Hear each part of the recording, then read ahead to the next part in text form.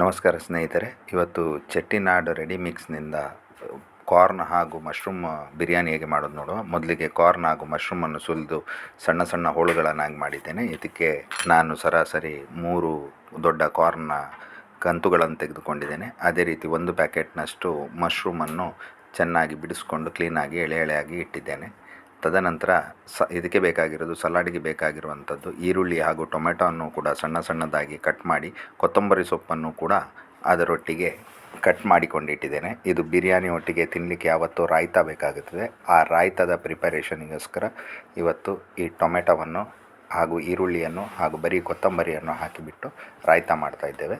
ಅದೇ ರೀತಿ ಈಗ ಈ ಚೆಟ್ಟಿನಾಡು ಮಸಾಲದ ಪ್ಯಾಕೆಟನ್ನು ಹಾಗೂ ಮಶ್ರೂಮ್ಸ್ ಹಾಗೂ ಕೊತ್ತಂಬರಿ ಸೊಪ್ಪನ್ನು ಹಾಕಿ 1 ಲೀಟರ್ ನೀರನ್ನು ಬೆರೆಸಿಬಿಟ್ಟು ಅದನ್ನು ಚೆನ್ನಾಗಿ ಕದಡಿ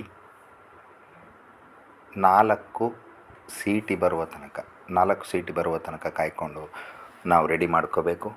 ರೆಡಿ ಮಾಡಿದ ನಂತರ ನಮಗೆ ಅತ್ಯಂತ ರುಚಿಕರವಾದಂತಹ ಒಂದು ಚೆಟ್ಟಿನಾಡು ಮಶ್ರೂಮ್ ಕಾರ್ನ್ ಪಲಾವ್ ತಿನ್ನಲಿಕ್ಕೆ ಸಿಕ್ಕಿದೆ.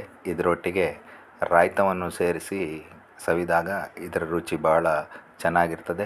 ಇದು ಚೆಟ್ಟಿನಾಡಿನವರದ್ದು ಒಂದು ಹೊಸ ರೆಡಿ ಮಿಕ್ಸ್ ಆಗಿರ್ತದೆ.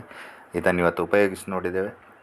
ಇದು ಬಹಳ ಚೆನ್ನಾಗಿ ಮೂಡಿ ಬಂದಿದೆ. ನೀವು ಕೂಡ ಇದನ್ನು ಮುಂದಿನ ದಿನಗಳಲ್ಲಿ ಪ್ರಯತ್ನಿಸಿ.